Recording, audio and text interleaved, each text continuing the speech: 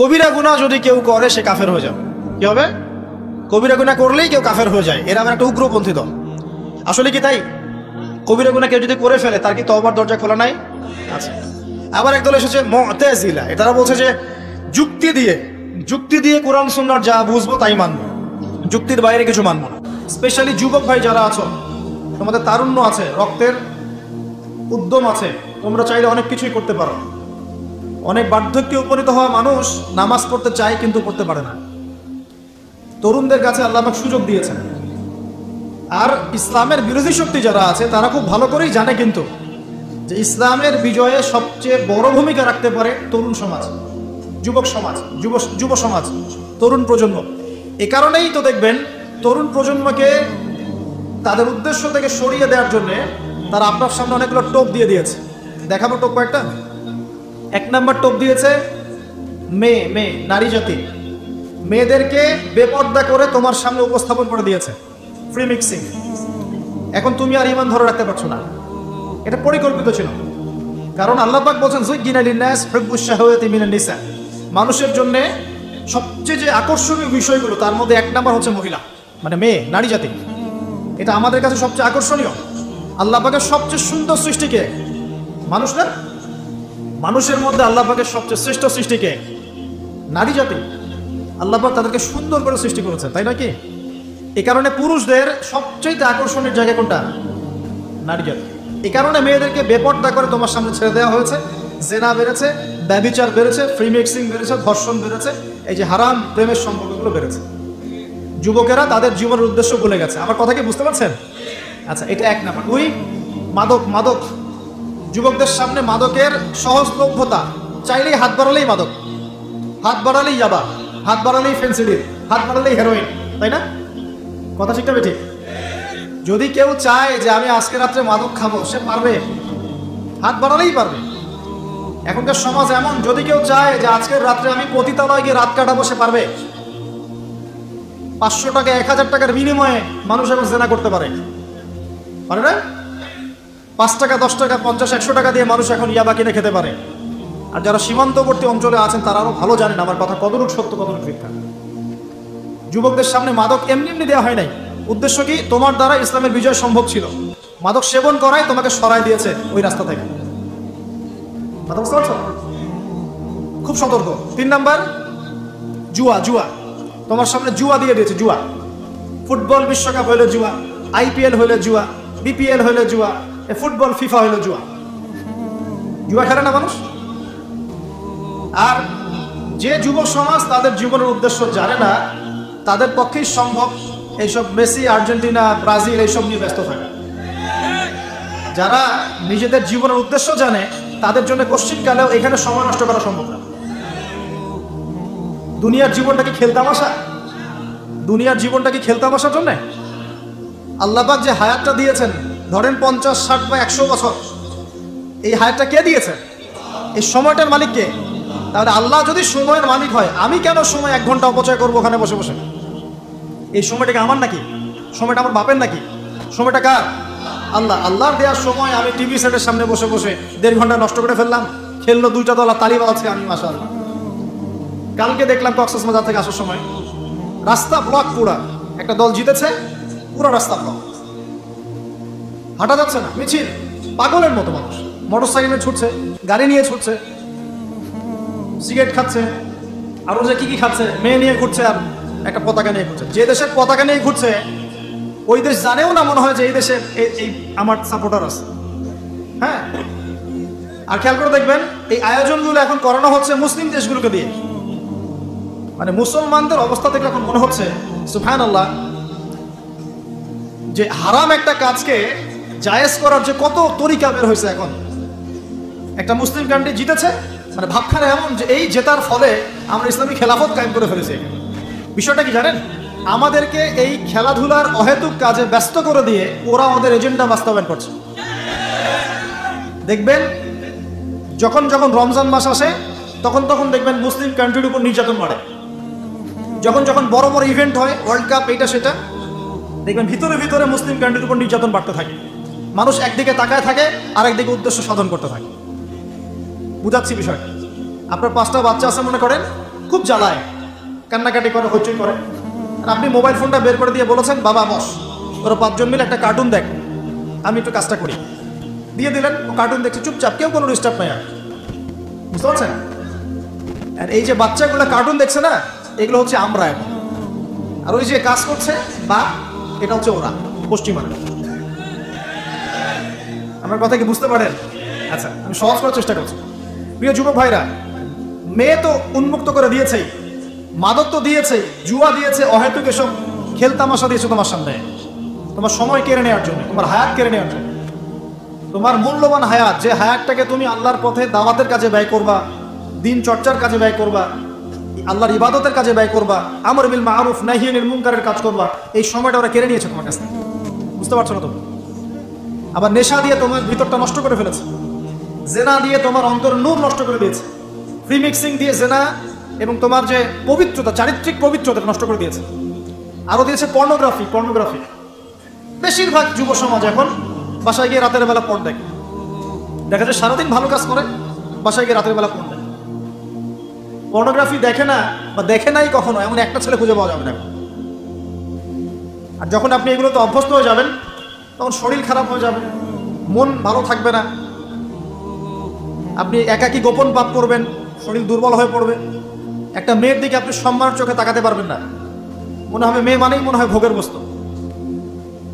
পর্ণে আসক্ত যারা, তারা কোনো কাজে শান্তি পায় না, অস্থির। এমনকি তারা যদি বিয়ে শাদীও করে, তবু বৈবাহিক জীবনে সুখী হতে পারে না। কেন জানে? নিজের শক্তি ক্ষমতাগুলো আগেই নষ্ট করে ফেলেছে। এবং অনেকগুলো মেয়ে যখন আপনি দেখবেন নগ্ন, তখন আপনার স্ত্রীকে আপনার কাছে সুন্দর মনে হবে না, মনে হবে এই মেয়ের চেয়ে মনে হয় ওই মেয়েটা সুন্দর, এর চেয়ে মনে হয় ওইটা সুন্দর। আর মেয়ের প্রতি সম্মান তো থাকবেই না, মেয়েকে মনে হবে একটা ভোগের বস্তু। যত বেশি পর্নোগ্রাফি বেড়েছে, তত ধর্ষণ বেড়েছে। দেখেছেন? পর্ন যত বেড়েছে, ধর্ষণ তত বেড়েছে। এমনকি ছোট ছোট বাচ্চারা পর্যন্ত রেহাই পাচ্ছে না। দেখেন না, ছোট ছোট বাচ্চা, 5 বছর 10 বছরের বাচ্চারা, মেয়ে বাচ্চাদের কথা বলছি, এদেরকেও ধর্ষণ করা হচ্ছে। যাদের ঘরে কন্যা সন্তান আছে, তারা খুবই এখন মানে বিপর্যয়ের মধ্যে আছেন আপনারা, আমরা। কারণ সমাজটা তো নষ্ট হয়ে যাচ্ছে। আপনার মেয়েকে কতদিন ধরে রাখবেন? বাইরে তো পাঠাতেই হবে। বাইরে পাঠালে দেখবেন মেয়ের সম্মান নাই, পর্দা নাই, মেয়েকে জোর করে ধর্ষণ করা হচ্ছে। বাসে, ট্রেনে, অটোতে, অমুকে তমুকে, ট্রাকে মেয়েকে ধর্ষণ করা হচ্ছে। আর প্রত্যেক ধর্ষকের তো আর ইসলামিকভাবে বিচার হচ্ছে না, হচ্ছে? যদি একটা এলাকায় ধর্ষণ হতো আর ধর্ষককে জনসম্মুখে ডেকে ফাঁসি দেওয়া হতো না, তাহলে দেখতেন যে ওই এলাকায় ধর্ষণ বাড়তো না, কমে যেত। যদি একটা এলাকার চোরদেরকে জনসম্মুখে নিয়ে এসে হাত কেটে ফেলা হতো, তাহলে বুঝতেন চুরি কাকে বল। ভয়ে চুরি করতে পারতো না মানুষ। আর ভাগ্য ভালো যে এই নিয়মগুলো এখন নাই। কেন ভাগ্য ভালো বললাম? ভাগ্য ভালো কেন বললাম? কারণ এই নিয়ম যদি এই মুহূর্তে চালু করা হয়, এই মুহূর্তে যে এখন এই সেকেন্ডের মধ্যে চালু করা হয়, তাহলে অনেক বড় বড় রাঘব বোয়াল যারা আছে ওদের হাত থাকবে না। বুঝতে পারছেন না? কেউ চুরি করে সিসকা চোর বলি আমরা, কি বলেন আপনারা? ছিচকা চোর বলেন। কেউ আছে চুরি করে পুকুর চুরি করে। সিসকা চোরকে ধরতে বলে রাস্তাঘাটে কি মাইকটা দেওয়া হয়, তাই না? মনে হয় যে নিজের শক্তি খাটানোর একটাই জায়গা চোর পিটানো। মসজিদে যদি একটা চোর ধরা পড়ে, কি মাইকটা মারে, খুঁটির সাথে বেঁধে একদম জুতা স্যান্ডেল দিয়ে। আর সামনে যে পুকুর চুরি করে বসে আছে, কিছুই করতে পারতেছে। কি কথা মিথ্যা পড়া বসে? যদি একটা মুসলিম রাষ্ট্রের মধ্যে দুর্নীতি না থাকতো না, মুসলিম রাষ্ট্র বিশ্বকে নেতৃত্ব দিত ইনশাআল্লাহ। যদি কোনো মুসলিম রাষ্ট্রের মধ্যে দুর্নীতিটা না থাকতো না, তাহলে দেখতেন ওই রাষ্ট্র অবশ্যই বিশ্বকে নেতৃত্ব দিত ইনশাআল্লাহ। এমন অনেক অমুসলিম রাষ্ট্র আছে যেগুলো অমুসলিম হওয়া সত্ত্বেও ওদের মধ্যে কোনো দুর্নীতি নাই, জানেন? আল্লাহ পাক আমাদের সবাইকে পরিপূর্ণ মুসলমান হওয়ার তৌফিক দান করুন।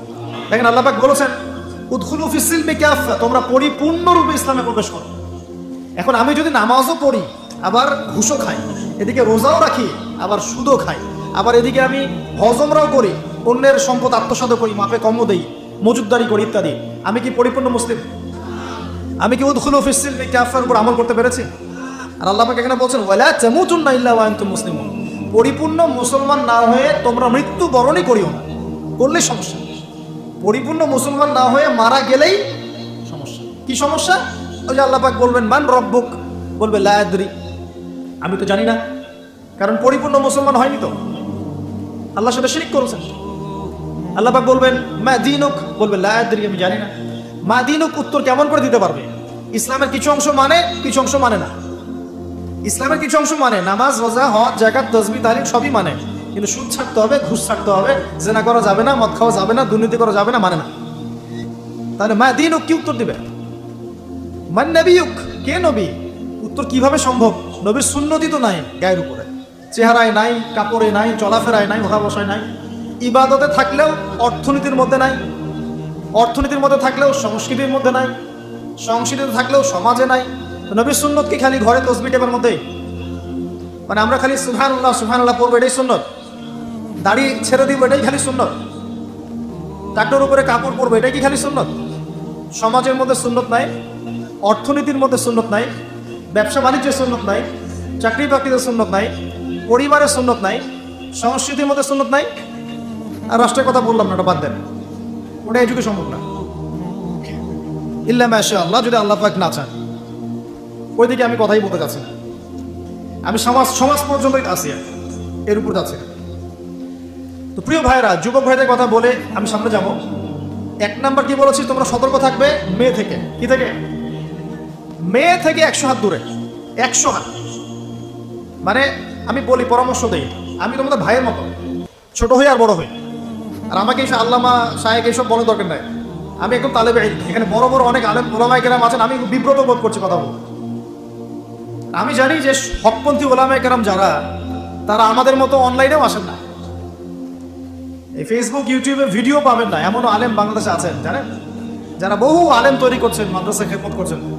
তো তাদের সামনে আমাদেরকে যখন এইভাবে টাইটেল দেন, লজ্জা লাগে, বিব্রত বোধ করি। শেখার কোনো শেষ নাই। আমি একসময় মনে করতাম যে, আমি যখন ইন্টারমিডিয়েটের পর থেকে চর্চা করা শুরু করছি, অনার্স মাস্টার্স পর্যন্ত, মনে করছি যে হ্যাঁ, মনে হয় ইসলাম সম্পর্কে ভালোই জানছি। তারপর যখন কওমি আলেমদের কাছে পড়তে শুরু করলাম, বলি এগুলো ভিতরের কথা, খোলামেলা বলি, গল্প করছে আপনাদের সাথে, রাগ করছে নাকি?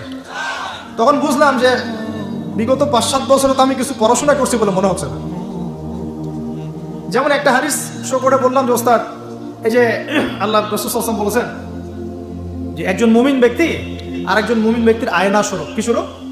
আয়না স্বরূপ। তো আমি যদি অনলাইনে কোনো ভাইয়ের ভুল ধরিয়ে দেই সমালোচনার মাধ্যমে, তাহলে কি আমি হাদিসের উপর আমল করলাম না? তখন ওস্তাদ মিটিমিটি হাসছেন, বলছেন যে তোমার তো টুকটাক অ্যারাবিক গ্রামারের বেস ভালোই, তোমার কি মনে হয়? আমি বললাম যে আমার কাছে তো এটাই মনে হচ্ছে যে আমি যদি সমালোচনা করি, আমি তো আমর বিল মারুফ নাহি আনিল মুনকারের কাজই করলাম। তো তিনি বলছেন আসলে এই হাদিসের ব্যাখ্যা এমন নয়। কেমন ব্যাখ্যা? তুমি কি খেয়াল করো নাই? আমাকে বলছো, তুমি কি খেয়াল করো নাই, তুমি যখন আয়নার সামনে গিয়ে দাঁড়াও, তখন আয়না কিন্তু তোমার সাথে কথা বলে না, আয়না নীরব থাকে, স্থির থাকে, কিন্তু তোমার দোষ ত্রুটি কোথায় আয়না কিন্তু দেখিয়ে দেয়। মনে করেন, বুঝাচ্ছি, মনে করেন আপনার গাল কেটে গেছে, আপনি আয়নার সামনে দাঁড়িয়েছেন, আয়না কিন্তু আপনাকে বলে দিবে না এই যে তোমার গাল কাটা, এই ছেলে তোমার গাল কাটা, হ্যাঁ এই মেয়ে, এই ছেলে তোমার এই সমস্যা ওই সমস্যা, বলবে? চুপচাপ থাকবে, আয়না দেখিয়ে দিবে আপনার ভুলটা কোথায়। তো তিনি আমাকে হাদিসের ব্যাখ্যা শিখাচ্ছেন, বলছেন যে একজন মুমিন ভাই যদি কোনো ভুলের উপর থাকে, তুমি সঠিকটা আমল করে ওর সামনে দাঁড়িয়ে দেখিয়ে দিবে যেটা সঠিক। তো বুঝলাম, যতদিন যাচ্ছে আমি বুঝতে পারছি যে আসলে এই জ্ঞানের সমুদ্র যে কত গভীর, 100 বছর হায়াত দিলেও মনে হয় শেষ করতে পারবে না। তো প্রিয় যুবক ভাইরা, নসিহত করছি, সেটা হচ্ছে যে দিনের জ্ঞান অর্জন করতে হবে। জ্ঞান অর্জনের কোনো বিকল্প নাই। আর জ্ঞান অর্জনের জন্য শুধুমাত্র ফেসবুক ইউটিউব যথেষ্ট নয়, এগুলো কনস্ট্রাকটিভ কোনো মাধ্যম নয়, বরং ফিতনা ছড়াবে এগুলো। এগুলো কিন্তু বেশিরভাগ ক্ষেত্রে ফিতনাই ছড়াচ্ছে। আপনার কাছে মনে হচ্ছে হয়তো যে অনেক কিছু লাইভ হচ্ছে, আমরা পাচ্ছি, হ্যাঁ অনলাইনের মাধ্যমে জানছি, হ্যাঁ ঠিক আছে, স্বীকার করি ভালো আছে, কিন্তু মন্দটা অনেক বেশি। এর মধ্য দিয়ে আলেমে আলেমে বিভক্তি হয়ে গেছে, এর মধ্য দিয়ে একে অপরের সাথে আমাদের সম্পর্ক নষ্ট হয়ে যাচ্ছে, গীবত, তহমত, সমালোচনা, কাদা ছোড়াছড়ি সংস্কৃতি বাড়ছে, ঐক্য বিনষ্ট হচ্ছে, অনেক সমস্যা হচ্ছে। আর এগুলো কনস্ট্রাকটিভ সিলেবাস নয়। সিলেবাস আপনাকে ওলামায়ে কেরামের কাছে এসে জানতে হবে। আমি বলছি 1 নাম্বার কোরআন থাকবে, আপনাদের জেনারেলদের জন্য বলছি, কারণ আপনাদের জন্য এটা এত সহজ হবে না। মাদ্রাসা যারা পড়া শুরু করেছেন ছোটবেলা থেকে, তাদের জন্য সহজ, আপনাদের জন্য এত সহজ নয়। সিলেবাসগুলো জেনে রাখেন। কোরআন পড়তে হবে আগে, পবিত্র কোরআনের বিশুদ্ধ তেলাওয়াত শিখতেই হবে, এবং প্রত্যেক দিন চেষ্টা করবেন 1 পৃষ্ঠা 2 পৃষ্ঠা আধা পারা 1 পারা করে তেলাওয়াত করার জন্য। তেলাওয়াতের কোনো বিকল্প নাই, প্রত্যেক হরফে 10 নাকি পাবেন ইনশাআল্লাহ। এরপরে এর ভাষা আছে, কোরআনিক গ্রামার আছে, নাহু সরফ, আর এই বইগুলো আপনি একা পড়তে পারবেন না। এই বইগুলো পড়তে হলে ওস্তাদ লাগবেই লাগবেই। এক একটা বই 2 বছর করে পড়তে হইতে পারে, পড়তে হবে। যদি আপনি কোরআন জানতে চান, বুঝতে চান, পড়তে হবেই। আর যদি মনে করেন না আমার এত জানা বোঝার দরকার নাই, সেটা আলাদা বিষয়, তখন আপনি ওলামায়ে কেরামের কাছে গিয়ে জিজ্ঞাসা করে মাসালা নিয়ে নেবেন। এখানে একটা কথা বলে দিই, এখন আবার একটা নতুন আমি ফিতনাই বলবো বের হয়েছে যে আলেম ওলামার প্রয়োজন নাই, কোরআন হাদিস ভাষায় পড়বা, নিজে একা একাই মুস্তাহিদ হয়ে যাবা। অনেক দিনই ভাইকে দেখছি আমি, যুবক ইয়াং, তার আগে বিপদগামী ছিলেন, হেদায়েত হয়ে ইসলামের দিকে এসেছেন, এখন প্রথমেই সহিহ বুখারী টান দিয়ে পড়াশোনা করেন। কে বললো আপনাকে প্রথমে সহিহ বুখারী পড়তে? আপনি কি এক লাভ দিয়ে এই মেডিকেল সায়েন্সের বই পড়তে যাবেন? এত কঠিন কঠিন বই আগে কেন? এই বইগুলো পড়তে বলে আমি এখানে 15-20 বছর সময় লাগে, 15-20 বছর সময়, 15 বছর বেশি বলে ফেলছেন না, আমাদের মতো হলে 20 বছর লাগবে। কঠিন বই আগে না, আগে সহজ বইগুলো পড়তে হতো। তো ভাবখানা তখন দেখা যায় এমন, কয়েকটা হাদিসের কিতাব পড়ে, কোরআনের কিছু অনুবাদ করে, আলেম ওলামার আর দরকার নাই, কোনো মাযহাবেরও দরকার নাই, আমি নিজে একাই মুস্তাহিদ। এটা একটা ফিতনা চলছে। তো আমি বুঝাচ্ছি আপনাকে, একটা মাসআলা ধরেন আপনার সামনে আসলো, মনে করেন ওই যে আমি পেপার মানি নিয়ে কথা বলেছিলাম না, কাগজের টাকা, এরপর আসছে ক্রিপ্টোকারেন্সি। কি আসছে? নাম শোনেন নাই? ইলেকট্রনিক মানি তো চলে আসছে, যে ইলেকট্রনিক মানি দিয়ে আপনারা লেনদেন করছেন না, এরপরে আসবে ক্রিপ্টোকারেন্সি। ক্রিপ্টোকারেন্সি মানে বিটকয়েন। এগুলো ভবিষ্যৎবাণী না, কিন্তু কিছু মানুষ মনে করে এগুলো ভবিষ্যৎবাণী। এগুলো ভবিষ্যৎবাণী না, এগুলো বর্তমান। অলরেডি পৃথিবীর কিছু কিছু দেশে চলে আসছে, হয়তো বা এদেশেও অচিরে আসবে। তো মনে করেন এখন আপনি একজন সাধারণ মানুষ, ক্রিপ্টোকারেন্সি কি জিনিস আপনি বোঝেন না। এখন আপনি একজন আলেমের কাছে আসলেন, এসে বললেন যে হুজুর ক্রিপ্টোকারেন্সি কি জিনিস আমি বুঝি না, এটা হালাল না হারাম, জায়েজ না জায়েজ, কতটুকু রাখা যাবে রাখা যাবে না, মাসআলা দেন। এখন আমি যদি আপনাকে বলি এই যে ভাই নেন কোরআন, এই যে তাফসীর ইবনে কাসির নেন, জালালাইন নেন, মারিফুল কোরআন নেন, এই যে বুখারী, মুসলিম, তিরমিজি, আবু দাউদ, নাসাই, সবগুলো নেন, বাসায় গিয়ে পড়াশোনা করে মাসআলা বের করেন, পারবেন? সম্ভব? সম্ভব কি? কে পারবে? যিনি মুস্তাহিদ। আর একটা সমাজের মধ্যে মুস্তাহিদ মানুষের সংখ্যা কতজন থাকে? অল্প কিছু। বেশিরভাগ মানুষই তো অন্ধ অনুকরণ তাকলিদ করতে হবে। তখন এই যে আপনি আমার কাছ থেকে মাসআলাটা জানলেন, এই মাসআলা জেনে নেওয়াটা কি আপনার জন্য উচিত না অনুচিত? আপনার এই মাসআলা জেনে নেওয়াটা কি উচিত না অনুচিত? এই মাসআলা আমার কাছে বা আলেমের কাছে না জানলে কিভাবে শিখবেন আপনি? শেখার জন্য আপনাকে আসতে হবে না? এটাই মাযহাব, এটাই মাযহাব। এখানে বিভ্রান্তির কোনো সুযোগ নাই যে আমি এগুলো মানি না, আমি খালি বইপত্র একা একা পড়বো, আলেম হয়ে যাবে, সম্ভব না। যখন আমরা কলেজে পড়তাম অনেক সময় মনে হতো যে হয়তো বা সম্ভব, যখন পড়া শুরু করেছি তখন দেখছি যে না, এই সমুদ্রে ডুব দেওয়া কেবল শুরু, এর তলানেই খুঁজে বের করতে 100 বছর লাগবে মনে হয়। আল্লাহ ভালো জানে। তো প্রিয় ভাইয়েরা, যুবক ভাইদেরকে বলছি, স্পেশালি আজকের লেকচারটা স্পেশালি তোমাদের জন্যই, এই ফাঁদগুলো থেকে বেঁচে থাকবে এবং এলেম অর্জন করবে। এলেম অর্জনের কোনো বিকল্প নাই, এবং এলেম অর্জনের জন্য সিলেবাস লাগবে। আর অনেক বইপত্র একা একা পড়তে পারবে না, আলেম ওলামাদের সংস্পর্শ লাগবেই, অন্যথায় পারবে না। এর পাশাপাশি আপনি সিরাতের বই পড়বেন, ইতিহাস পড়বেন, ইসলামিক অর্থনীতি পড়বেন, হ্যাঁ, ভূরাজনৈতিক প্রেক্ষাপটের বইগুলো পড়বেন, এগুলো ঠিক আছে। এবং জেনারেল লাইনে যেখানে পড়াশোনা করছেন, এই পড়াশোনাও কন্টিনিউ করবেন, এবং আপনার প্রতিভা দিয়ে আপনার জায়গা থেকেই ইসলামের খেদমত করবেন ইনশাআল্লাহ। পারা যাবে না? আল্লাহ তৌফিক দান করুন। আল্লাহ পাক মানুষ এবং জিনকে সৃষ্টি করেছেন শুধুমাত্র তার ইবাদত করার জন্য, ওয়া মা খালাকতুল জিন্না ওয়াল ইনসা ইল্লা লিয়াবুদুন। কিন্তু সেই আল্লাহ রাব্বুল আলামিন বলছেন যে পুরো মানব জাতি ক্ষতির মধ্যে আছে, ইল্লাল্লাযীনা আমানু, তবে মানব জাতির মধ্যে তারা ক্ষতিমুক্ত থাকবে যারা কিনা ঈমান এনেছে, 1 নাম্বার। 2, ওয়া আমিলুস সলিহাত, যারা সৎ আমল সম্পাদন করেছে। 3, ওয়া তাওয়াসাউ বিল হাক্কি, যারা পরস্পরকে সত্যের উপদেশ দিয়েছে। 4, ওয়া তাওয়াসাউ বিস সাবর, এবং যারা পরস্পরকে ধৈর্যের উপদেশ দিয়েছে। আল্লাহ সুবহানাহু ওয়া তাআলা এখানে বলছেন সময়ের কসম করে পুরো মানব জাতিই ক্ষতির মধ্যে আছে, ইহকালেও ক্ষতির মধ্যে আছে, পরকালেও ক্ষতির মধ্যে আছে। তবে 4টা গুণাবলী যারা অর্জন করতে পেরেছে, তার উপর ইস্তিকামা বা দৃঢ় থাকতে পেরেছে, তারা ইনশাআল্লাহ তাআলা দুনিয়ার ক্ষতি এবং পরকালের ক্ষতি উভয় ক্ষতি থেকেই মুক্ত থাকবে ইনশাআল্লাহ আযজা ওয়া জাল। সে চারটা গুণাবলীর 1 নাম্বার হচ্ছে ঈমান, 2 নাম্বার নেক আমল সৎ আমল, 3 নাম্বার সত্যের উপদেশ হকের দাওয়াত এবং 4 নাম্বার ধৈর্য বা সবর। দেখুন আল্লাহ রাব্বুল আলামিন সময়ের কসম করে আপনাকে আমাকে কয়েকটা মেসেজ দিয়েছেন। 1 নাম্বার হচ্ছে সময় আমাদের জীবনে খুব গুরুত্বপূর্ণ। আমাদের জীবনের সবচাইতে গুরুত্বপূর্ণ বিষয়টার নাম হচ্ছে সময়, যে বিষয়ে বর্তমান জেনারেশনের খুব একটা মাথা ব্যথা কাজ করে না।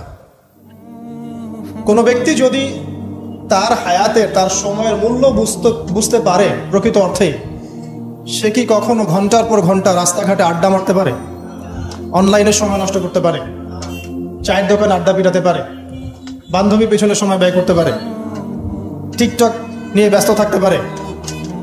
সময়ের মূল্য যে ব্যক্তি বোঝে সে কি কখনো এই কাজগুলো করতে পারে? আল্লাহ পাক সবার আগে এখানে আমাকে বলছেন ওয়াল আসরি, সময়ের কসম, অর্থাৎ সময় আপনার আমার জীবনে অত্যন্ত গুরুত্বপূর্ণ এবং এই সময়টা লিমিটেড। আল্লাহ পাক একটা লিমিটেড টাইম দিয়েছেন আমাদেরকে। এই টাইমটা বাড়বেও না কমবেও না, হয়তো বা বরকত হতে পারে বা বরকত কমে যেতে পারে। হায়াত যেটা আল্লাহ পাক দিয়েছেন এটা কিন্তু বাড়ে না কমে না, বরং এর মধ্যে হয় বরকত হয় অথবা বরকত কমে যায়। যখন মানুষ পাপে লিপ্ত থাকে, কন্টিনিউয়াসলি পাপ করতে থাকে, তার হায়াতের বরকত কমে যায়।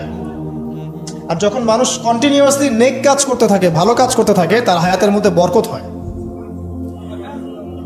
এবং বরকতময় সময়গুলো খুঁজে খুঁজে বের করে যদি কেউ আমল করতে পারে, যেমন শেষ রাত তাহাজ্জুদের সময় একটা বরকতময় সময়, ফজরের নামাজের পরের যে সুবহে সাদিকের যে সময়টুকু, ইশরাকের সময়, চাষটের সময়, এগুলো বরকতময় সময়।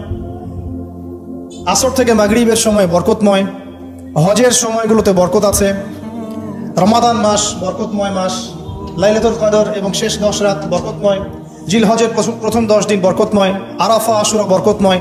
এগুলো খুঁজে খুঁজে বের করে যে ব্যক্তি আমল করতে পারে তার হায়াতে বরকত হবে ইনশাআল্লাহ আযজা ওয়া জাল। এক কথা আল্লাহ রাব্বুল আলামিন সময়ের কসম কেন করছেন? আপনাকে আমাকে এটা বোঝানোর জন্য যে সময় আমাদের জীবনে সবচেয়ে বেশি গুরুত্বপূর্ণ। যে সময়গুলো আমাদের জীবন থেকে চলে গেছে, আপনি আমি যদি 1000 রাকাত নামাজ পড়েও আল্লাহর কাছে কান্নাকাটি করি, সেটা কিন্তু আর ফিরে আসবে না। হয়তোবা আল্লাহ পাক আমাদের গুনাহগুলোকে মাফ করে দিয়ে বাকি জিন্দেগি আমাদেরকে আমল করার তৌফিক দিবেন ইনশাআল্লাহ তাআলা, কিন্তু যে সময়টুকু আমরা নষ্ট করেছি এটা কিন্তু আর ফিরে আসবে না।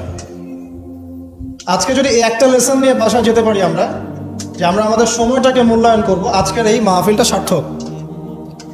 আর আজকের মাহফিলে আমরা যদি অনেক কথাবার্তা বলি কিন্তু কোনো লেসন নিয়ে বাসায় ফিরে না যাই, তাহলে আজকের এই মাহফিলের কোনো সার্থকতা নাই। আসা এবং যাওয়াই হবে এখানে। আমি আসলাম, নাস্তা খেলাম, লেকচার দিলাম, চলে গেলাম।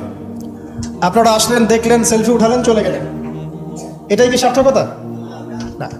1 নাম্বার শিক্ষা নিতে হবে, সময়কে মূল্যায়ন করতে হবে। তো সময়কে মূল্যায়ন করার জন্য একটা বই সাজেস্ট করব, সেটা হলো প্রোডাক্টিভ মুসলিম। একটা বই আছে, বাজারে পাওয়া যায়, প্রোডাক্টিভ মুসলিম। এই বইটার মধ্যে আপনি দেখবেন 24 ঘন্টা কিভাবে আপনি রাসূল সাল্লাল্লাহু আলাইহি ওয়াসাল্লামের সুন্নাহ মতো কাটাবেন, এটা লেখা আছে। এছাড়া অনেক অনেক বই আছে, তবে এই বইগুলো ইয়াং জেনারেশনরা বেশি পছন্দ করে এখন। প্রোডাক্টিভ মুসলিম মানে কি? মানে হচ্ছে 24 ঘন্টাকে সে এমনভাবে ব্যালেন্স করবে যার মধ্যে তার পড়াশোনা, তার ইবাদত, তার তেলাওয়াত, তার জিকির আজগার, তার বাজারঘাট, তার ব্যবসা বাণিজ্য, তার পরিবার, সব কিছু ব্যালেন্স করা যায়। ইসলামে তো বৈরাগ্যবাদের সুযোগ নাই। সারাদিন খালি নামাজই পড়বো, এর নাম তো ইসলাম নয়। সারা বছর ধরে রোজা রাখবেন, এর নাম কিন্তু ইসলাম নয়। নবী সাল্লাল্লাহু আলাইহি ওয়াসাল্লাম নামাজও পড়তেন, রাতে ঘুমাতেন। তিনি পরিবারও ভরণ পোষণ দিয়েছেন, স্ত্রী সন্তান ছিল, আবার তিনি যুদ্ধ জিহাদও করেছেন। আবার নবী সাল্লাল্লাহু আলাইহি ওয়াসাল্লাম রোজাও রেখেছেন, কখনো ছেড়েও দিয়েছেন। মানে ইসলামে এই বৈচিত্র্য আছে। ইসলাম এই বৈচিত্র্যময় একটা রিলিজন, এটাই ইসলামের সৌন্দর্য। আমরা অনেক সময় মনে করি যে ইসলামের সবকিছু একরকম হতে হবে, সবাইকেই বুকের উপর হাত বাঁধতে হবে, অথবা সবাইকে নাভির নিচে হাত বাঁধতে হবে, অথবা সবাইকে নাভির উপরে হাত বাঁধতে হবে, বা সবাই রফুল ইয়াদান করবে, আবার মনে করি কেউই করবে না। আসলে এই কনসেপ্টগুলো ঠিক নয়। ইসলাম বৈচিত্র্যময়, এখানে ভেরিয়েশন আছে, এখানে বৈচিত্র্য আছে, এবং এই বৈচিত্র্যটাই ইসলামের সৌন্দর্য। এটা বুঝতে আমাদের অনেক সময় লেগে যাচ্ছে। আল্লাহ পাক বোঝার তৌফিক দান করুন। চিন্তার মধ্যে মত পার্থক্য থাকবে। একটা হাদিস, কোরআনের একটা সূরা একজন স্কলার একভাবে ব্যাখ্যা করছেন, আরেকজন কিন্তু আরেকভাবে ব্যাখ্যা করছেন। এখন ব্যাখ্যার মধ্যে মত পার্থক্য দেখা যাচ্ছে, কিন্তু কখনো কখনো দেখা যায় দুটো ব্যাখ্যাই ঠিক আছে। আল্লাহ পাক কাউকে এমন একটা ইলম দিয়েছেন যা অন্য কাউকে দেন নাই, আরেকজনকে আল্লাহ পাক এমন একটা বুঝ দিয়েছেন যেটা আবার অন্য কাউকে দেন নাই। কিন্তু কোরআনের একটা আয়াতকে কেন্দ্র করেই কিন্তু ব্যাখ্যাগুলো এসেছে। তো এই যে বৈচিত্র্য, এটা ইসলামের সৌন্দর্য, এটা ইসলামের মানে ব্যর্থতা নয়, কিন্তু এটা ইসলামের সৌন্দর্য। শুধু খেয়াল রাখতে হবে ওই ব্যাখ্যা, ওই বুঝ আমরা গ্রহণ করব যেই বুঝ এবং ব্যাখ্যা নবী সাল্লাল্লাহু আলাইহি ওয়াসাল্লাম এবং সাহাবায়ে কেরাম রাদিয়াল্লাহু আনহুম তাদের থেকে স্বীকৃত, এতটুকুই। তো যে বিষয়ে আসছিলাম ভাই, সময়টাকে মূল্যায়ন করি। প্রফেটিক লাইফস্টাইল এটা বলা যতটা সহজ, করাটা খুব কঠিন। রাতের ঘুমানো থেকে শুরু করে আবার রাতের ঘুম পর্যন্ত এই যে 24 ঘন্টার দিন রাত, এটাকে এমনভাবে ঢেলে সাজাতে হবে যাতে এর মধ্যে আমার ইবাদত থাকে, নামাজ থাকে, জামাতে নামাজ থাকে, তিলাওয়াত থাকে, তালিম দেওয়া থাকে, দিন প্রচার থাকে, পরিবারকে সময় দেওয়া থাকে, বাজারঘাট করা থাকে, সন্তান প্রতিপালন থাকে, ব্যবসা বাণিজ্য থাকে, সব কিছুকে ব্যালেন্স করতে হবে। যদি এটা করতে পারি তাহলে ইনশাআল্লাহ আগামী দিনে আশা করা যায় আমাদের তরুণ প্রজন্মের হাতে ইসলামের পতাকা উঠবে ইনশাআল্লাহ। আর এখন যে লাইফস্টাইল আমরা পালন করছি আর কি, বাস্তবতায় আসেন, সেটা হচ্ছে এমন, ঘুমাচ্ছি রাত 2টা-3টায়, কারণ গার্লফ্রেন্ড তো ফোন দেয় রাত 12টার পরে, আর গার্লফ্রেন্ড ফোন দিলে তো 3-4 ঘন্টা কথা না বলে থাকা যায় না, তাই না ভাই? তার মানে ঠিক বলছেন, তার মানে এর সাথে অভ্যস্ত আছেন আপনারা। তো ঘুমাতে ঘুমাতে 3টা-4টা, উঠছেন মাশাআল্লাহ জোহরের আগে, তো ফজরটা পড়ছেন জোহরে গিয়ে, তারপরে যে আসর মাগরিব ঢিলাঢালাভাবে যাচ্ছে, সারাদিন গায়ে কোনো এনার্জি নাই, যেহেতু ঘুম ক্লিয়ার হচ্ছে না, শরীরে শক্তি নাই। এরপরে আবার ফেসবুকিং আছে, ইউটিউবিং আছে, বন্ধুদের সাথে আড্ডা আছে, একটু সময় পাইলে স্কুল কলেজে অথবা কফি শপে অথবা চায়ের দোকানে আড্ডা মারা, আবার রাত্রেবেলা ওই যে এলাকা ভিত্তিক কিছু জায়গা থাকে আড্ডা মারার, আপনার নদীর ধারে বা রাস্তার ধারে বা ব্রিজের উপরে, দেখবেন গোল হয়ে যুব সমাজ বসে বসে লুডো খেলছে। গোল হয়ে যুবকরা বসে যে কিছু একটা করে, কি করে এটা বুঝতে আমার 1 মাস লাগছে। আমি অনেককে প্রশ্ন করছিলাম যে আসলে ওরা করে কি, যে গোল হয়ে যে বসে থাকে মাঝখানে একটা জিনিসের দিকে তাকায় আছে, কি করে আসলে। পরে একদিন নিজেই গিয়ে দেখলাম আসলে কি করে। ভাই কি করো? ওই যে ভাই ইতস্তত বোধ করছে যে আপনি, আপনার ভিডিও আমরা ইউটিউবে শুনি, আপনি সেই ব্যক্তি না? যে হ্যাঁ আমি সেই ব্যক্তি। কি করো তোমরা? তো বলছে যে আমরা ভাই লুডো খেলছিলাম। তো ওখানে যে লুডো খেলে এটা আমরা বুঝতে পারি নাই আর কি। আমি অনেস্টলি বলছি যে টিকটক বলে যে কিছু একটা আছে, এটা আমি জানতাম না এতদিন। এটার নামে কোনো অ্যাপস আছে এটা আমার জানাই ছিল না, শুধু ফেসবুক এবং ইউটিউবিং জানতাম। তো দেখেন আমরা সময়গুলো প্র্যাকটিক্যালি এইভাবে নষ্ট করছি। তো যদি প্রফিটিক লাইফস্টাইলে না আসতে পারি তাহলে আল্লাহ পাকের যে শপথ ওয়াল আসরি, সময়ের কসম, এখান থেকে কোনো শিক্ষা আমরা অর্জন করতে পারছি না। 2 নম্বরে যাওয়ার আগে আল্লাহর কাছে ওয়াদা করি যে আজকে থেকে ইনশাআল্লাহ তাআলা যতদিন আল্লাহ পাক বাঁচিয়ে রাখবেন, ইনশাআল্লাহ তাআলা দেশের প্রেক্ষাপট যেমনই হোক, বিশ্বের প্রেক্ষাপট যেমনই হোক, ঠিক আছে, দেশে মহামারী নেমে আসুক, দুর্ভিক্ষ নেমে আসুক, কি হয় হোক, 24 ঘন্টার প্রফিটিক লাইফস্টাইল আমি মেনে চলবো ইনশাআল্লাহ। স্পেশালি যুব সমাজকে এই নিয়াত করতেই হবে, আদারওয়াইজ আপনারা সামনে ভয়ঙ্কর বিপদ দেখতে পারবেন। এমন ভয়ঙ্কর সিচুয়েশন আসবে যেটা কল্পনাতেও নাই এই মানব জাতির। কি আসবে সেটা নিয়ে আমি আসলে আপনাদেরকে ভয় দেখাতে চাচ্ছি না। আগামী বিশ্বের ভবিষ্যৎটা ভালো না, আগামী বিশ্বের ভবিষ্যৎটা মোটেই ভালো না। তো সময় এখনই আছে, মানে এই সময়টাই সময় মনে করেন, ভবিষ্যতের চিন্তা বাদ দিয়ে এইটাকেই সময় মনে করেন। আল্লাহ পাক তৌফিক এনায়েত করুন, আমিন। 2 নম্বর মেসেজ হচ্ছে আল্লাহ পাকের, সময়ের কসম করে আল্লাহ পাক বোঝাতে যাচ্ছেন যে ইতিহাস এর দিকে আপনাকে চোখ দিতে হবে। পৃথিবীর সৃষ্টি থেকে নিয়ে কিয়ামত পর্যন্ত একটা বিষয় খুব কমন, সেটা কি? যুগে যুগে যারাই আল্লাহ রাব্বুল আলামিনের তাওহীদ এবং তার নবীর সুন্নতকে অবজ্ঞা করেছে, আল্লাহ পাক কাউকে এই পৃথিবীতে স্থান দেন নাই। এই ইতিহাসটা কোরআন এবং হাদিসের পাতায় পাতায় আছে। সময়ের শপথ করে আল্লাহ পাক আমাদেরকে বলছেন ইতিহাস ঘেটে দেখো, পিছনের দিকে তাকিয়ে দেখো, যুগে যুগে যারাই আল্লাহ এবং তার রাসূলের অবাধ্য হয়েছে, আল্লাহ পাক কাউকে এই পৃথিবীতে স্থান দেন নাই। 1 নম্বর দেখেন, ওই যে নূহ আলাইহিস সালাম স্থান পেয়েছে। নূহ আলাইহিস সালামের যুগে যে মানুষেরা আল্লাহর বিরোধিতা করেছিল তারা কি টিকতে পেরেছে? পারে নাই। মাত্র 40 বা 80টা পরিবার নাজাত পেয়েছে, বাকি সবাইকে আল্লাহ পাক ডুবিয়ে মেরেছে। পৃথিবীতে এখন আমরা যারা বেঁচে আছি আমরা কিন্তু ওই 40 বা 80 পরিবারের সন্তান। আমাদের পিতামাতা কিন্তু ওইদিকে, যারা ওই সময়ে মহাপ্লাবন থেকে উদ্ধার পেয়েছে, নাজাত পেয়েছে, আমরা কিন্তু তাদেরই সন্তান। আর বাকি কাউকে আল্লাহ পাক পৃথিবীতে রাখেন নাই। আল্লাহর কিচ্ছু যায় আসে না। একটা হাদিসে আছে পৃথিবীর দাম আল্লাহর কাছে একটা মাছির পাখার সমানও না। এই যে ফয়জুল কালাম বইটা আছে, পড়ে দেখবেন। এই বইটা বাসায় রাখতে পারেন, অনেক চমৎকার একটা বই। এখানে অনেক হাদিস আছে যেটা আপনাদের জন্য খুব ইজি হবে, স্পেশালি যারা জেনারেল লাইনে পড়াশোনা করছেন। মাছির একটা পাখার পরিমাণ দাম যদি আল্লাহর কাছে থাকতো এই পৃথিবী, তাহলে আল্লাহ পাক এই পৃথিবীতে কোনো কাফের মুশরিককে পানি পান করতে দিতেন না, এক ঢোক পানিও দিতেন না। মানে এই মহাবিশ্বের যত গ্রহ নক্ষত্র আছে এগুলোর সামনে পৃথিবীর দামটা অনেকটা এমন। একটা উদাহরণ দিচ্ছি, সমুদ্রে গিয়েছেন কখনো? সি বিচে গিয়েছেন? কক্সবাজারে ওদিকে গিয়েছেন কখনো? আচ্ছা, নদী তো গিয়েছেন, এই তিস্তার চরে গিয়েছেন না? মনে করেন তিস্তার চরে বিশাল চর, এই চরের মধ্যে একটা বালুর কি পরিমাণ মূল্য আছে? বালুর একটা কণার কি পরিমাণ দাম থাকতে পারে? এই পুরো মহাবিশ্বে পৃথিবীর অবস্থানটা এতটুকুই, বরং তার চেয়েও কম।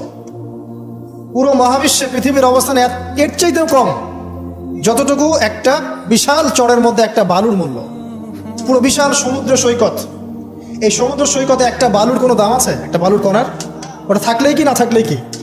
পৃথিবীর অবস্থানটা ঠিক এমন মহাবিশ্বে। ওই পৃথিবীতেই আমরা এখন বসবাস করছি, আর আমরা মনে করছি যে আমরা পৃথিবীতে চিরস্থায়ী হব। এই দুনিয়াটা আমাদের, এখানে যা ইচ্ছা আমরা তাই করব। এখানে পলিটিক্স করলে যা ইচ্ছা তাই করব। এখানকার অর্থনৈতিক দায়িত্ব পাইলে যা ইচ্ছা তাই করব। এখানকার সামাজিক নেতৃত্ব পাইলে যা ইচ্ছা তাই করব। হ্যাঁ, এখানকার ধর্মীয় নেতৃত্ব পাইলে যা ইচ্ছা তাই করবো। আমাদের ভাবটা এখন এমন। অথচ পৃথিবীর মূল্য আল্লাহর কাছে একটা বালুর পরিমাণও না, একটা মাছির পাখার পরিমাণ। তো আলী রাদিয়াল্লাহু আনহু একটা কথা বলতেন যে পৃথিবীতে মানুষ এমনভাবে বিচরণ করে যে মানুষ মনে করে যে পৃথিবীতে সে ছাড়া আর কিছুই নাই, আর পৃথিবী থেকে মানুষ এমনভাবে চলে যায় যে মনে হয় পৃথিবীতে সে কখনো ছিলই না। এটা আলী ইবনে আবি তালেব রাদিয়াল্লাহু আনহুর কথা। কত গভীর কথা, চিন্তা করছেন? পৃথিবীতে যখন মানুষ বসবাস করে তখন মানুষের কাছে মনে হয় যে দুনিয়াটা আমাদেরই, দুনিয়াতে আমরা ছাড়া কিচ্ছু নাই, সব কিছু আমাদের, এই দুনিয়ার মালিক আমরাই। মুখে হয়তো বলে যে আল্লাহ বলে একজন আছে, কাজে কিন্তু আসলে মানে না, কাজে কিন্তু আসলে মানুষ সেটা স্বীকার করে না। কার্যত স্বীকার করলে কি মানুষ আল্লাহর হালালকে হারাম করতে পারতো? আল্লাহর হারামকে হালাল করতে পারতো? একজনকে দেখলাম বলছে যে মেয়েদের ড্রেস কতটুকু লম্বা হবে, কতটুকু খাটো হবে, ঢিলাঢালা হবে কিনা, শালীন হবে কিনা, এইসব নিয়ে কথাবার্তা বলার সময় নাই এখন। এখন যুগটা এগিয়ে যাওয়ার। তো যুগটা কি নগ্ন হয়ে এগিয়ে যাব? এই যুগে কি নগ্ন হয়ে এগিয়ে যাবো? তো এই যে আল্লাহ পাকের বিধানের 5 পয়সা পরোয়া নাই। আল্লাহ পাক যেখানে বলছেন সূরা আহজাবে যে মেয়েদেরকে বলো হে নবী, তারা যখন বাড়ি থেকে বের হবে তারা যেন জিলবাব দিয়ে তাদের কাপড়টা, দেহটাকে ঢেকে নেয়। তো আল্লাহ পাকের এই আদেশের কি দাম আছে ওর কাছে? 5 পয়সা দাম আছে? আল্লাহ পাক বলছেন সুদ খেও না, যদি সুদ খাও তাহলে আল্লাহ এবং তার রাসূলের সাথে যুদ্ধের ঘোষণা শুনে রাখো। কোনো দাম আছে আল্লাহর কথা? সুদ না খেলে এই যুগে চলে? চুরি করো না, ডাকাতি করো না, জেনা করো না, আল্লাহ পাক বলছেন। দেধারসে এগুলো আমরা করছি এবং এগুলোকে স্বাভাবিকভাবে মেনে নিয়েছি, যেটা হয়। প্রত্যেকদিন খবরের কাগজ খুলবেন, দেখবেন ধর্ষণের খবর পাওয়া যাচ্ছে, পরকীয়ার খবর পাওয়া যাচ্ছে। গতকালকে একটা নিউজ দেখেছি যে মায়ের পরকীয়া দেখে ফেলায় মেয়েকে মা হত্যা করেছে। মায়ের পরকীয়া দেখে ফেলায় মেয়েকে মা শ্বাসরোধ করে হত্যা করেছে। আর কয়দিন আগে দেখলেন তো যে মাকে ছেলে আবার গুলি করে হত্যা করে। তা বলেন কোন পৃথিবীতে বসবাস করছেন? বলে আশ্রয় দিয়ে আমি আপনাকে কি বুঝাবো? সময়ের কসম, এটার ব্যাখ্যা আমি কি করব আর আপনাকে কি বুঝাবো? এই হচ্ছে বর্তমান প্রেক্ষাপট। তো দেখুন আল্লাহ পাক সময়ের কসম করে বলছেন, যুগের পর যুগ তাকিয়ে দেখেন, যারাই আল্লাহ এবং তার রাসূলের বিধানের পরোয়া করে নাই, আল্লাহ পাক কাউকে এই পৃথিবীতে টিকতে দেননি। শুধু একটা সময় দিয়েছেন, কাউকে 100 বছর, কাউকে 1000 বছর, কাউকে 500 বছর, কাউকে 700 বছর। একদিন না একদিন আল্লাহ পাক এদেরকে ধ্বংস করে দিয়েছে। নূহ আলাইহিস সালামের পরে আসেন আদ জাতি। আদ জাতির লোকেরা অনেক লম্বা ছিল, ওই যে ওই গাছের চেয়েও লম্বা হবে। আসলে আমি বোঝাতে পারবো না। তাল গাছগুলো দেখেছেন? তাল গাছ, নারকেল গাছ, এর চাইতেও বড় বড় ছিল ওরা ফিজিক্যালি। বিশ্বাস হয় না? এমনও মানুষ ছিল পৃথিবীতে, আমরা তো এখন ছোট, লম্বা চড়া মানুষ ছিল পৃথিবীতে, এবং তারা ছিল আদ এবং সামুদ জাতি। তার একটা কথা বলতো যে মান আশাদ্দু মিন্না কুওয়া, আমাদের চেয়ে শক্তিশালী আর কে আছে? আল্লাহ পাক বলেছেন কোরআনে। তারা কি জানে না যে আল্লাহ তাদেরকে সৃষ্টি করেছেন তিনি তার চেয়ে বেশি শক্তিশালী? তো এরা বলতো যে আমাদের চেয়ে শক্তিশালী কে আছে? পাহাড় কেটে কেটে বাড়ি নির্মাণ করতো, সৌধ নির্মাণ করতো। যখন কাউকে মারতো, ওয়াইদা বাতাসতুম জাব্বারিন, কাউকে পিটাইলে খুব পিটাইতো, মানে খুব উদ্ধত অহংকারী ছিল। হুদ আলাইহিস সালাম এবং সালেহ আলাইহিস সালাম তাদের নবী ছিলেন। আল্লাহ পাক নির্দিষ্ট সময় দিয়েছেন, একদিন ধ্বংস করে দিয়েছেন। বিশাল দেহের এই মানুষগুলোকে আল্লাহ পাক ধ্বংস করেছেন ঝড় দিয়ে, বাতাস দিয়ে। বাতাসে এমনভাবে উপরে দিয়েছেন যেন খেজুর গাছের ডাল উপরে পড়ে গেলে যেমনভাবে পড়ে থাকে, এরা সেভাবেই পৃথিবীতে পড়েছিল। শেষ, সমস্ত দম্ভ অহংকার সব শেষ, চূর্ণ বিচূর্ণ। সামুদ জাতির একই অবস্থা, আকাশ থেকে বজ্রপাত, এই যে বিজলি যেটা বলি আমরা, প্রচন্ড বজ্রনিনাদ শব্দে একদিনে শেষ। কওমে লূত পরস্পর ছেলে ছেলে জেনা করতো, নাউজুবিল্লাহ, যেটা এখনকার ফ্যাশন হয়ে গেছে আর কি। হ্যাঁ, আজকে দেখলাম একটা নিউজ, যে আমি আসলে নিউজ দেখতে খুব পছন্দ করি, যে একটা স্কুলের টিচার, সে নিজেও সমকামী, সে শিক্ষার্থীদেরকে পড়াচ্ছে, সে নিজেও সমকামী। তাকে সরিয়ে দেওয়ার জন্য শিক্ষার্থীরা আন্দোলন করছে।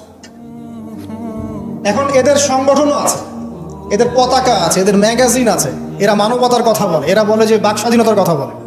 আগে ওই উইকিপিডিয়া ঘাটলে দেখবেন, আগে দেখা যেত যে সমকামিতাকে একটা রোগ বলতো মানুষ, এটা মানসিক রোগ ইত্যাদি। এখন উইকিপিডিয়া ঘেটে দেখবেন, এখন এটাকে বলে এটা হচ্ছে বাক স্বাধীনতা। মানে বাক স্বাধীনতা, আপনি চাইলে একটা ছেলেকেও বিয়ে করতে পারেন, মেয়েকেও করতে পারেন। তো লূত আলাইহিস সালামের কওম এই কাজটা করতো। এমনই অসভ্য কওম ছিল যে দুইজন ফেরেশতাকে আল্লাহ পাক দুইজন তরুণ যুবকের রূপে পাঠিয়েছেন। দুজন ফেরেশতার নাম, একজন জিবরাইল আলাইহিস সালাম, একজনের নাম মিকাইল আলাইহিস সালাম। দুইজনকে পাঠিয়েছেন ওদেরকে ধ্বংস করার জন্য, কিন্তু ফুটফুটে সুদর্শন তরুণের রূপে আর কি। তো তারা এসে আশ্রয় নিয়েছেন লূত আলাইহিস সালামের বাসায়। এখন ওই কওমের লোকেরা এসে লূত আলাইহিস সালামকে বলছে যে তোমার মেহমানদেরকে ডেকে নিয়ে আসো। লূত আলাইহিস সালাম বলছে কি জন্যে? তখন তারা বলছে তুমি তো খুব ভালো করেই জানো আমরা কি জন্য এসেছি। কথা কি বুঝতে পারছেন?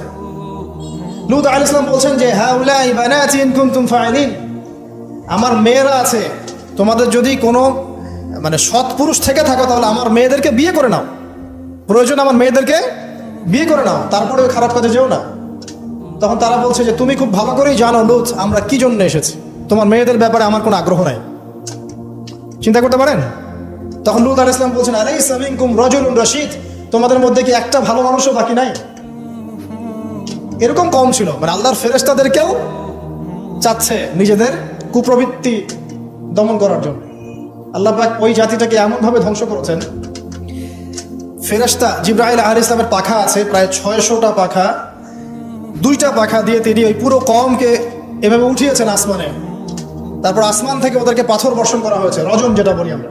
দুনিয়াতে রজম না হলে আসমানে হয়েছে রজম, পাথর নিক্ষেপ করে থেতলে দেওয়া হয়েছে, তারপরে এদেরকে উল্টে এভাবে দাফন করে দেওয়া হয়েছে।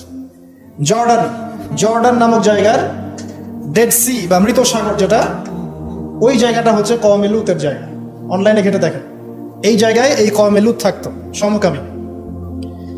এখন এটা মুহাম্মদ সাল্লাল্লাহু আলাইহি ওয়াসাল্লাম নিজেও বলছেন যে আমি আমার উম্মতের উপরে যে কয়টা বিষয় বেশি ভয় করি তার মধ্যে একটা হচ্ছে গোপন শিরক, একটা হচ্ছে লোক দেখানো আমল, একটা হচ্ছে এই উম্মতের এক শ্রেণীর আলেম তারা সমাজে ফিতনা সৃষ্টি করে বেড়াবে এবং আসমানের নিচে এরা সবচেয়ে নিকৃষ্ট শ্রেণীর মানুষ হবে। আমি ভয় করি আমার উম্মত মূর্তি পূজারী হয়ে যাবে, এবং আমি ভয় করি আমার উম্মতের মধ্যে সমকামিতা ছড়িয়ে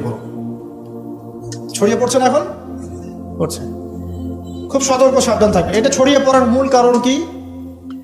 খুব কমন প্রশ্ন, আসলে কারণের দিকে আসেন, কারণটা ফাইন্ড আউট করি। জেনা যে ছড়িয়ে পড়ছে আর পরকীয়া যে ছড়িয়ে পড়ছে, সমকামিতা ছড়িয়ে পড়ছে, এর কারণটা কি কারণ? আজকে থেকে 50 বছর আগে তো এমন ছিল না। লাস্ট 50 বছরে কি হচ্ছে, মানে এটা ছড়িয়ে পড়ছে কারণটা কি? 1 নম্বর কারণ হচ্ছে ফ্রি মিক্সিং, মানে ছেলে মেয়ের অবাধ বিচরণ, এটা 1 নম্বর কারণ। আগে যত বেশি পর্দা রেস্ট্রিক্টেড ছিল তত বেশি এখান থেকে মানুষ সেফ ছিল। 2 নম্বর কারণ হচ্ছে যে যৌন শিক্ষার নামে আমরা মানুষকে নগ্নতা শিখাচ্ছি।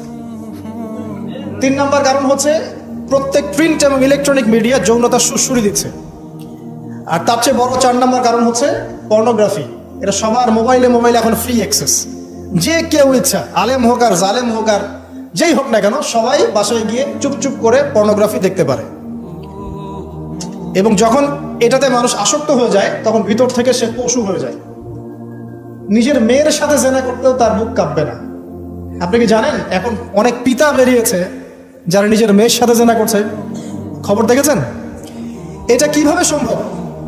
পর্নোগ্রাফির মধ্য দিয়ে সম্ভব। পর্নোগ্রাফি দেখতে দেখতে দেখতে দেখতে এগুলোকে মানুষের কাছে কমন মনে হচ্ছে, স্বাভাবিক। তখন কোনো মেয়ের দিকে আর সম্মানের চোখে মানুষ তাকাতে পারছে না। একটা মেয়ের দিকে সম্মানের দৃষ্টিতে মানুষ আর তাকাতে পারছে না।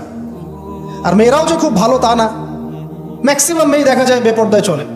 ওরা আরও পছন্দ করে কেউ ওদেরকে ইপ্রিজিং করুক, কেউ টোকে লাভ লেটার দিক, কেউ টিকটক একটু নক করুক, কেউ মেসেঞ্জারে নক করুক। অনেক মেয়েরা তো অনেক বদ এখন। ভালো মেয়ে খুঁজে পাবেন কোথায়? খুবই রেয়ার, খুবই রেয়ার।